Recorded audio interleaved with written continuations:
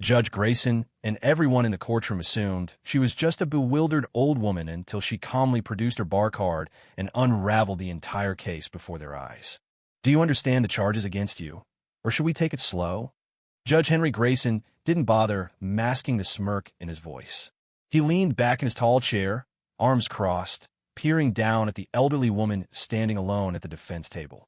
His tone dripped with the same arrogance he reserved for cocky defendants who thought they could outsmart him. But this wasn't some brash young troublemaker with sagging jeans and a chip on their shoulder. This was a 72-year-old woman in a faded green cardigan and sturdy, thick-soled shoes, standing tall with her hands resting lightly on a worn leather purse. Her name was Clara Beatrice Holmes, charged with obstruction, disorderly conduct, and resisting arrest after a protest spiraled out of hand 2 weeks earlier at Bakersfield City Hall.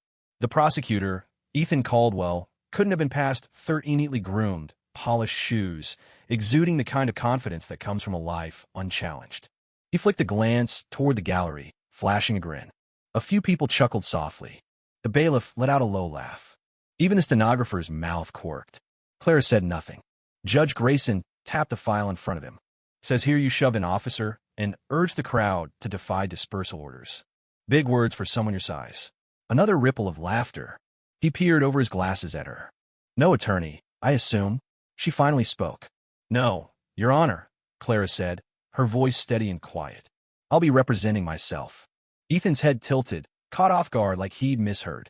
Ma'am, you realize this is a criminal proceeding? These are serious charges. Clara didn't flinch. I'm well aware. Would you like to see my bar card? A brief pause, then a few snickers, people assuming she meant something else. But Clara reached into her purse, slow and deliberate, and pulled out a laminated card, edges slightly yellowed. She sat on the table and slid it forward. Grayson squinted, then leaned in. It read, State Bar of California, Attorney Clara B. Holmes, bar number 129804, admitted June 17, 1983. The room fell silent. She adjusted her glasses. Earned my law degree from Howard in '82, passed the bar the next summer. Spent 12 years as a public defender in Detroit, then 8 more on civil rights cases here in California. No one stirred. I retired in 2003, she added, but kept my license active just in case. Judge Grayson shifted in his seat. Ethan cleared his throat, but stayed quiet. Clara met the judge's gaze. Before this courtroom decides my fate, I'd like to set the record straight. I wasn't leading a protest, I was trying to calm it. There's a difference, and I'll prove it, step by step. Her voice remained even, no louder than necessary, but each word hit with precision. The bailiff glanced at Grayson. The judge picked up her bar card again, turning it over as if it might dissolve. Clara stood firm, unshaken like she'd been here 1,000 times before. Because she had. Ethan spoke next, his tone tighter. Your Honor, we can't verify this without official. It's real, Clara cut in. And I've got more credentials in this bag if you'd like to see them. Ethan fell silent. Grayson hesitated, then said, Very well. The court recognizes the defendant as representing herself. He paused. Proceed. A quiet murmur shock. Confusion swept through the gallery. Clara gave a small nod, almost to herself. She wasn't here to perform. She was here to show them that appearances could lie. But Judge Grayson wasn't ready for what she'd reveal next. The courtroom hadn't recovered. Grayson sat straighter now, watching Clara Holmes with a new focus, one free of mockery. Ethan Caldwell, once relaxed and self-assured, now looked like he'd stumbled into a trap, his jaw tight, eyes darting to the judge for support. Clara adjusted the microphone. I'd like to start by addressing the prosecution's claims, beginning with the body cam footage, or rather, the lack of it. Ethan sat up. Your Honor, the footage from Officer Hensley's body camera was deemed irrelevant due to a battery failure. It's in the report. Clara turned slightly toward the jury. A battery failure that began the moment officers arrived at the protest and ended when I was in cuffs. Convenient, isn't it? She paced slowly, deliberately, not for theatrics, but with purpose. 3 officers are listed in the arrest report. Only one's body cam was reviewed. The second malfunctioned, and the third's footage, what did the report call it? Never uploaded due to administrative error. She stopped by the jury box, hands clasped.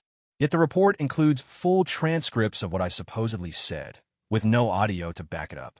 Grayson looked at Ethan. Mr. Caldwell, is that accurate? Ethan coughed. We submitted what was available, Your Honor. Missing footage doesn't undermine the officer's sworn statements. Clara didn't hesitate. Then let's discuss those statements. Officer Hensley claimed I raised my fist, shouted, pushed forward, and resisted arrest by locking arms with another protester. I've submitted 6 witness statements that say otherwise, all from people there, all saying I stood between the crowd and police, asking folks to step back. She pulled a folder from her bag and set it down. I've also requested a subpoena for Officer Hensley's prior complaints, 3 tied to misconduct at public events, all quietly dismissed. The gallery buzzed. Ethan objected. Irrelevant unless those led to convictions. Clara's voice sharpened. Patterns matter, Mr. Caldwell, especially when it's the same behavior, again and again. Grayson raised a hand. Let's keep it on track, MS. Holmes. She nodded, then lifted another file. Now about the prosecution's Exhibit Thief photo of me mid-step, surrounded by police. They say it shows me advancing to resist arrest. But if you zoom in, she handed a magnified copy to the clerk. My palms are up, open, facing out. That's a universal sign of de-escalation. She faced the jury. You don't walk toward armed officers with hands raised unless you're trying to stop something worse. The room was still no laughs now. The gallery leaned forward. Ethan tried to recover. Regardless of gestures, she refused a lawful order to disperse. Clara turned to him slowly. What lawful order, Mr. Caldwell? The arrest record cites an order from Officer Hensley at 6:32 p.m. I've got a time-stamped photo showing me in cuffs by 6:28. She paused. So either the order came late, or it never came at all. Grayson shifted, visibly uneasy. Ethan didn't respond. Clara took a breath. No audio, an inconsistent timeline, missing footage, testimony contradicting witness. What's left to hold this case together? She wasn't smug, she was weary, like someone who'd seen this script too many times. Then she dropped a bombshell, video evidence that flipped everything. Clara slid a USB drive across the table. This, she said, was filmed by a college student, Miguel Torres, from the 2nd floor of the parking garage across from City Hall. I've submitted it to the clerk. Grayson squinted. What's on it? The truth, Clara replied simply. The clerk plugged it in, and a grainy but clear video lit up the screen. The protest unfolded below, shouts, signs, police forming a line. Then there was Clara, her small frame threading through the crowd. No yelling, no fists, no chants, just her hands waving downward, a gesture anyone who diffused a fight would recognize. Back up. Her voice cut through, strong for her age. Don't push. Stay calm. She stepped between 2 officers and some teens with signs, facing the crowd, palms out. Moments later, an officer lunged. Another joined, yanking her arms back and cuffing her. She didn't resist or falter. The room went silent. After 30 more seconds, the screen cut to black. Clara faced Grayson. The report says I charged the line, urging resistance. That video shows I was the only one trying to stop panic from spreading. It wasn't provided by the prosecution, though Officer Hensley knew it existed. Miguel gave the department a copy the next day. They never followed up. Grayson's jaw tightened. Mr. Caldwell, did your office receive this? Ethan paled. I wasn't aware, Your Honor. Clara didn't glance at him. Miguel said he handed it to a plainclothes officer who dismissed it as unnecessary. Guess they'd already settled on their story. A woman in the gallery whispered, Good Lord. Grayson's gavel tapped once, reclaiming control. He looked at Clara anew. You retired in 2003? She nodded. Yes. After 20 years of watching cases like this play out. He leaned forward. Why step back and now? Her voice softened. Because I got tired of waiting for someone else to care. She stepped forward not for show, but because she couldn't stay still. I thought if I played by the rules, kept my head down and retirement treated the paper, volunteered, maybe the world would sort itself out. But this isn't new. Mr. Caldwell isn't new. Officer Hensley isn't new. This habit of charging first, asking later, it's not new. I've seen it since I was 30, and it hasn't stopped. She faced the jury, searching their faces. I'm not here to perform. I'm here because if this courtroom convicts me on half-truths, what happens to the next person without credentials, a video, or the guts to speak? No one replied. Ethan sat frozen. Grayson leaned back, weary not from Clara, but from the mess unfolding. Then Clara stopped the room cold. She reached into her purse again, pulling out a folded document plane. No frills, just a police transcript. I'd like to read something into the record, she said evenly, from Officer Daniel Pierce, who was there but not called as a witness. Grayson frowned. Was this submitted earlier? Clara shook her head. No, I got it yesterday through a records request. Took some old favors. She smoothed the paper and read. I arrived at approximately 6:15 p.m. I saw Clara Holmes moving through the crowd, repeatedly telling people to step back and stay peaceful. I didn't see her push, shout aggressively, or provoke. When she was taken into custody, I was surprised she was the only one I saw trying to ease tensions. She looked up, letting it settle. Ethan shifted, fumbling with a pen. That officer wasn't part of the arrest team. His observation lacks weight. Clara's tone hardened. Then why wasn't he even listed as a witness, Mr. Caldwell? You say you want facts, but the ones that don't fit your story get buried. Grayson cut in. Mr. Caldwell, was Officer Pierce interviewed? Ethan faltered. I need to check the intake file. No need, Clara said. I checked. He filed this the night of the arrest, signed, time-stamped, and ignored. She stepped toward the jury. This case isn't about disorder. It's about making an example of someone who didn't look threatening but wouldn't toe the line. They didn't expect me to speak. When I did, they call me disruptivity, a word people use when they're uneasy being questioned. A juror, a man in his 60s with a trimmed beard, rubbed his nose and looked away. The other stared, rapt. Grayson looked drained. Your Honor, Clara said softly, I request all charges be dropped due to procedural misconduct, incomplete evidence, and suppressed testimony. He said nothing, hands clasped, tapping a finger. The room waited. Clara didn't push. Finally, Grayson spoke. I'll take it under advisement. We'll recess. She nodded, sat. Hands to notes, no team, just decades of know-how and a refusal to let the truth slip. As the courtroom cleared, Ethan lingered, staring like he'd brought a toy gun to a real duel. When they reconvened, the air had changed, no more snickers, just a heavier silence. Grayson returned, gavel tapping once, and Clara stood. She didn't dive into legalese or shout. She just spoke. There was a time, she began, when I'd rush into courtrooms with 20 case files, wearing the same suit 3 times a week because it's all I had. That was 1987, Detroit, Public Defender's Office on East Grand Boulevard. Her voice held steady, waited. I once defended a 17-year-old, Jamal Tate, arrested for matching a purse snatcher's description. He was walking home with a trumpet case. The officer said he seemed nervous. You know what nervous means when you're young, black, and alone. The room held its breath. No purse, no witness, no confession, just that he ran when 2 officers jumped from an unmarked van. I fought that case 5 weeks, digging through evidence no one cared about. Found a lunch receipt in his bag, time-stamped 10 minutes before the crime. Case dismissed. But Jamal missed his last band contest, lost his scholarship. Her eyes locked on the jury, not to shame, but to reveal. Cases like his stuck with Minute because they were rare, but because they were routine. Too routine. She breathed deep. You think I'm here because I love arguing, because I miss the grind of courtrooms like this? She turned to Grayson, gentle. No, Your Honor. I'm here because too many like Jamal don't get another chance. If I'd stayed quiet that day, when the protest spun out of control, some other kid might be in this seat, someone who couldn't fight back. She stepped closer to the bench. And I'm tired of pretending silence fixes anything. Grayson's hands rested pale against the wood. He didn't speak, though he seemed to want to. Clara looked at Ethan. You're young, she said, not harshly. Maybe you think the system's fair until proven otherwise. But it's flawed until someone demands better. That's the job. If you won't carry that weight, you're in the wrong room. Ethan flushed, speechless. Clara sat. The silence lingered. Grayson cleared his throat, rubbing his temple like his own past pressed down. He hesitated, then spoke. I've reviewed the defense's evidence, the video, the transcript, the timeline issues. His voice wavered slightly. This case wasn't handled right. Proceeding would be unjust. A pin drop, stillness. MS. Holmes, all charges are dismissed. No cheers, just a stunned hush. Clara didn't smile. She closed her bag, stood, and nodded, not in triumph, but respect. For once, Grayson was at a loss for words.